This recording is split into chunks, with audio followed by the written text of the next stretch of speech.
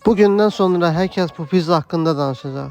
Anormal yuxularımdan ərsəyə gələn yarpaq dolmalı pizza. Yuxumda belə bir pizza pişirmişdim. Dedim ki, niyə də reallaşdırmayım? Klassik şəkildə yarpaq dolması ətini hazırlayıram. Lakin ətə göqərti vurmadım. Niyə? İndi görəcəksiniz. Pizza xəmirimizi hazır edib açırıq. Xəmir nə çox yumşaq olmalıdır, nə də çox bərk.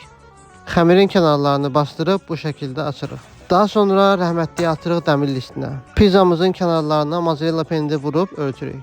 Pizzamızın sosuna isə özəl olaraq göqərti sos hazırlamışam. Buna görə ətə göqərti vurmadım atam. Bunu necə açırdılar? Yox, tərsinə vurmalıyıq. Bu pizza ideyamı oğurlayıb restoranlarda verməsələr yaxşıdır. Patenti mənə məxsusdur.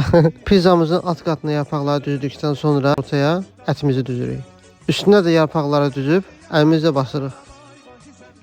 Biraz zeytun yağı əlavə edirik. Daha sonra isə bıçaqla deşirik. Limonlarımızı da üzərinə düzüb qoyuruq pişməyə. Və qarşınızda yarpaq dolmalı pizza. Ənənəyə sadiq qalaraq üzərinə qatıq da əlavə edirik. Görünüşü çox mükəmməldir. İndi isə dadına baxaq. Gördüyünüz kimi əti də pişib, düyüsü də. Bu da yarpaq dolmalı pizza.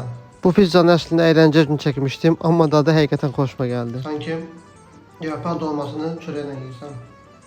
Amma dadlıdır. Yoxlayın məncə.